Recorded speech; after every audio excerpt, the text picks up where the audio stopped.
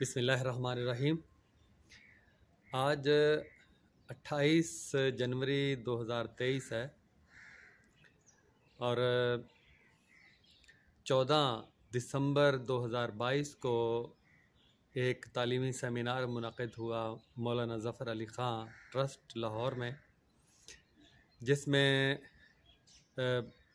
ये कौमी ज़बान तहरीक की तरफ से उर्दू और क़ायदे आज़म इस उन्वान से, जिसमें मुजीबर रहमान शामी साहब मारूफ़ सहाफ़ी हैं और वज़ीर आला परवेज़ इलाही की जो तालीमी कमेटी के टास्क फ़ोर्स के चेयरमैन हैं इमरान मसूद, जो पहले परवेज़ इलाही साहब के मुशर्रफ दौर के जो वज़ीर आला के वज़ीर तालीम भी थे, वो उसमें शरीक थे। और ज़ैग़म मुजाहिद साहब मारूफ़ शख्सियत है और उसमें फ़ातिमा कमर साहिबा, मुंतज़िम प्रोफेसर सलीम साहब, ये मुंतज़िम थे इस तालीमी सेमिनार के। मुझे भी मदऊ किया गया ख़ुसूसी हैसियत से। तो वो एक बड़ी ज़बरदस्त रुदाद है और उसमें बहुत सारी चीज़ें ऐसी हैं जिनको मैं बयान नहीं कर सका, उस पर वीडियो नहीं बना सका, क्योंकि 14 दिसंबर 2022 को ये प्रोग्राम था। 17 दिसंबर को 2022 को मेरी बेटी की शादी थी और उसके बाद फिर जो मुलाजमत से सुबकदोशी, उसके कागज़ात वगैरह, उसमें वक्त काफ़ी लग गया, तो ये वीडियो नहीं बना सका। तो अभी मैं इंशाअल्लाह कोशिश करूँगा एक ही नशिस्त में मुकम्मल हो जाए, वरना ये 10-10, 12-12 मिनट की 2 वीडियोज़ मैं बनाऊँगा। इस प्रोग्राम में सबसे पहले प्रोफेसर सलीम साहब स्टेज सेक्रेटरी के फ़राइज़ अंजाम दे रहे थे। तो उन्होंने अपने ख़िताब में कहा कि आइन के हवाला दिया कि आइन की दफ़ा 251 है, 28 है और उस पर सुप्रीम कोर्ट का फ़ैसला आ गया है। फिर भी हुकूमत है कि कितनी हट धर्मी के साथ उर्दू को देश निकाला दे रही है और इंग्लिश मीडियम निसाब ला रही है यकसा निसाब के तौर पर, और कोई उसको समझ नहीं सकता। तो उन्होंने दलील के साथ गुफ्तगू की। मेरा ख़्याल है कि 10-12 मिनट की गुफ्तगू होगी उनकी। उसके बाद फ़ातिमा कमर साहिबा ने भी बड़ी मुदल्लल गुफ्तगू की और उन्होंने कहा कि आप देखें कि हमें पाकिस्तान से लेकर अब तक ये दर्जा बंदी के लिहाज से पाकिस्तान तालीम के शोबे में गिरता ही गया है। मिक़दार, मेयार, सब कुछ अब तक पता नहीं कितने 137, 40, 45 कितनी है, कितने नंबर पे है पाकिस्तान। और नीचे से उन्होंने बताया, मुझे सही याद नहीं है, कि चंद ममालिक छोड़कर, नीचे से चंद एक ममालिक छोड़कर वो पाकिस्तान का नंबर है दर्जा बंदी में। तो ये हालत हो गई है। तो ये किन्होंने की है? जो सामने बैठे हुए थे, हुक्मरानों ने की है, जो इस दौरान में हुक्मरानी के मनसब पर फाइज रहे। उसके बाद नाचीज़ की बारी आई, तो मेरा ख़्याल है कि ज़्यादा लंबा ख़िताब मैं नहीं किया होगा। तो मैंने कहा कि मुखातिब करके तालीमी टास्क फ़ोर्स के चेयरमैन और मुजीबर रहमान शामी साहिब को मैंने कहा कि ये 2003 में जो मुशर्रफ की हुकूमत थी और जो निसाब बदलना शुरू हुआ हंगामी बुनियादों पर, सबसे बड़ी पहली तब्दीली दो महाज़ों पर उस वक्त जंग थी जारी। एक महाज तो हमें ऐसा हर एक को नज़र आ रहा था, अफ़गानिस्तान में अमरीकी बमबारी थी और पाकिस्तान में हमले हो रहे थे, जानें जा रही थी, खून बह रहा था। ये तो सबको नज़र आता है और इस पर रद्द-ए-अमल भी लोग देते हैं। लेकिन ये चुपके से साथ ही साथ एक जंग शुरू थी निसाब के महाज पे, जिस पर बड़ी तेज़ी से और हंगामी बुनियादों पे काम जारी था। सबसे पहला काम साइंस के निसाब से इस्तिलाहात को, और उससे पहले मास्टर ट्रेनर तैयार किए। ये ब्रिटिश काउंसिल और मुख्तलिफ NGOs से मिलकर जहन साजी की गई तो ये इस्तिलाहात तब्दील की गई हैं। जैसे मैंने मिसाल दी कि ये अर्ज़ी मौजें थीं, ट्रांसवर्स वेव्स, या अंग्रेज़ी के लफ्ज़ को उर्दू रस्मुल ख़त में लिखा गया। अब हर उस्ताद कम अज़ कम ये बात जानता है कि ट्रांसवर्स वेव्स और उर्दू का लफ्ज़ बीच में से गायब कर दिया, अर्ज़ी मौजें। इसी तरह तूली मौजें, लॉन्गिट्यूडिनल वेव्स लिखते लिखते जो है वो बंदा चकरा जाता है। उर्दू में लिखना होता है, उर्दू रस्मुल ख़त में। और तूली मौजें कितना आसान लफ्ज़ है, इसको निकाल बाहर किया गया। फिर मैंने कहा कि ये निज़ाम इखराज है, एक्सक्रीटरी सिस्टम, कितना आसान लफ्ज़ है कि निज़ाम इखराज के लफ्ज़ सुनते ही बच्चा इसका मानी और मफ़हूम अपने जहन में बिठा लेता है। तारीफ़ एक पूरी की पूरी एक लफ्ज़ के अंदर समोई हुई है। तो निज़ाम हज़म है, निज़ाम इंहिज़ाम है, वो भी अपने मानी खुद देता है। इसकी जगह पे डाइजेस्टिव सिस्टम लिख, यानी पूरे निसाब की इस्तिलाहात बदली। और बदली कैसे? आमखाना तरीके से।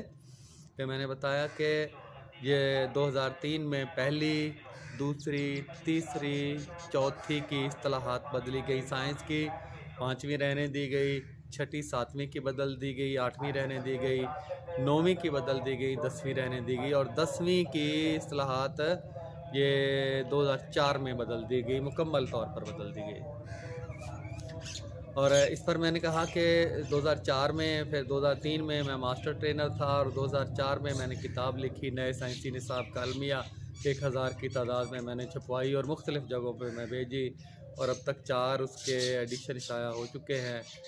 उसमें तरमीम व इजाफ़ा के साथ मैं इन हुक्मरानों को, पॉलिसी साज़ों को मैं भेजता रहा हूँ। तो ये सबसे पहला काम, ये एक तो जुल्म ये किया गया ज़बान के साथ, ज़बान के साथ क्या, पूरी नस्ल के साथ, कि ये इस्तिलाहात बदल के सिर्फ़ और सिर्फ रट्टा और ग़ुलामी, कि ये ज़बान की ग़ुलामी 70% इंसान, मैंने कहा 70% तहज़ीब का ताल्लुक़ ज़बान से होता है, और 70% ये इस तरह से बदल दी गई, और बाकी भी बदलने की, हमारा लिबास बदल दिया गया। ये इस तरह से कोशिश की गई है उस दौर में। और जो तब्दीली है, मैंने कहा कि ये यकदम किसी को आप बदलना चाहें, किसी शख्स को, तो आप तोड़ सकते हैं, उसको बदल नहीं सकते। तो ये तब्दीली भी पहले, अगर ये गलत, और बहुत ही गलत नहीं है, बहुत ये हल्का लफ्ज़ है, ये तबाहकुन तब्दीली, ये तहज़ीब कुश और ज़बान कुश और नस्ल कुश तब्दीली जो है वो, एक तो ये नस्ल कुश तब्दीली थी, और दूसरी इसे भोंडे और इस तबाहकुन तरीके से की गई कि ये नस्लों को तोड़ना इसका बड़ा मकसद था। कि पहले पहली जमात में बदली जाती, फिर अगले साल दूसरी में, अगले साल तीसरी में, अगले साल चौथी में, 5वीं में। 10 साल में ये बदलनी थी, लेकिन 10 साल की तब्दीली जो है वो 2 साल के अंदर ये कर दी गई। और नस्ल नौ को, उस्ताद को, बच्चे को, वालिदैन, तीनों को, को रट्टे के स्पुर्द कर दिया गया। बच्चा मारा मारा फिरता है। फिर मैंने कहा ये आप ही की हुकूमत थी जिसमें ये सारा काम हुआ। उसके बाद मैंने कहा अंग्रेज़ी पहली जमात से तो पहले, 2003 से भी पहले शहबाज शरीफ साहब जो वज़ीर आला थे, और अंग्रेज़ी इंग्लिश टीचर रखे गए, और पहली जमात से अंग्रेज़ी, अभी 50% के करीब स्कूलों में अंग्रेज़ी के उस्ताद थे। तो लेकिन 2007 में क्या हुआ कि जो मैं टिब्बा सुल्तानपुर में था, मेरे इर्द गिर्द स्कूल थे, जितने भी स्कूल आए थे उस वक्त छठी जमात से, परवेज़ इलाही साहब ने हुक्म दे दिया कि अंग्रेज़ी पहली से लाजमी करार दे दी गई है। तो जो बच्चे 5वीं जमात में बग़ैर अंग्रेज़ी के पढ़ के आए थे, छठा स्टेप उनको पढ़ने के लिए दिया गया। और जो 5वीं में आए थे पीछे बग़ैर अंग्रेज़ी के, उन्हें 5वां स्टेप अंग्रेज़ी का पढ़ने के लिए दिया गया। ये नहीं कि उन्होंने ABC तक नहीं अभी पढ़ी, ABC पहले सिखाई जाएगी, भारी भरकम स्टेप छठी जमात का, पहली से लेकर छठी।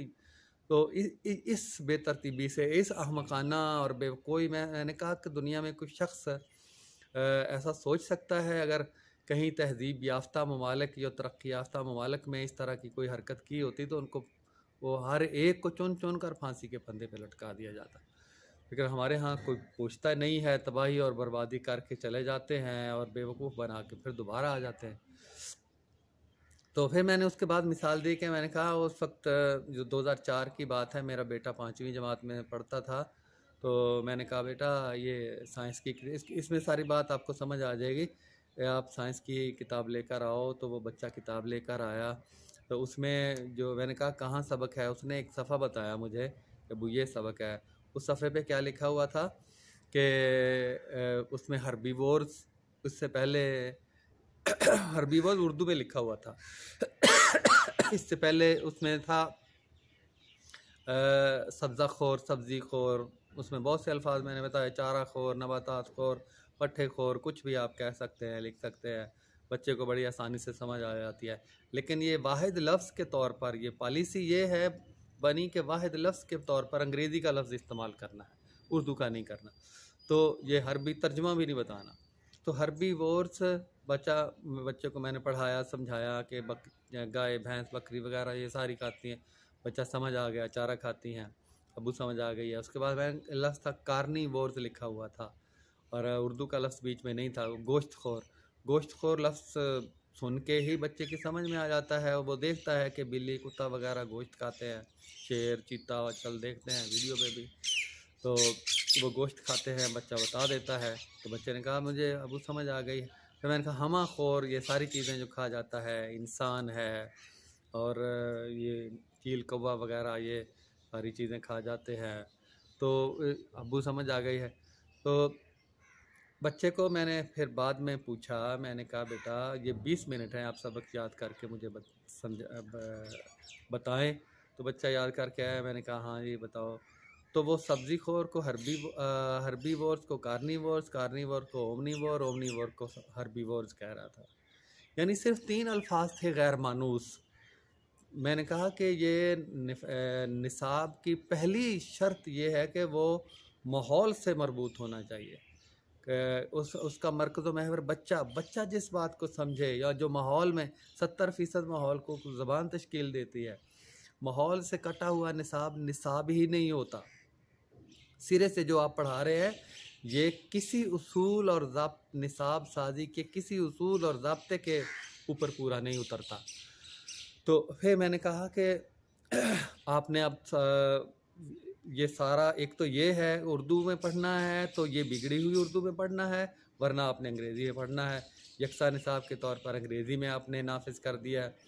मैंने कहा मैं चैलेंज करता हूँ मोहतरम इमरान मसूद साहब, आप कोई पूरे लाहौर से, पूरे पाकिस्तान से एक शख्स, वो जितना भी पढ़ा लिखा हुआ हो, चाहे उसमें आप शामिल हों, एक शख्स ऐसा लाए जो अंग्रेज़ी में चौथी पाँचवीं जमात की या छठी सात किसी क्लास की जमात का एक सबक अंग्रेज़ी में पढ़ा के दिखाए।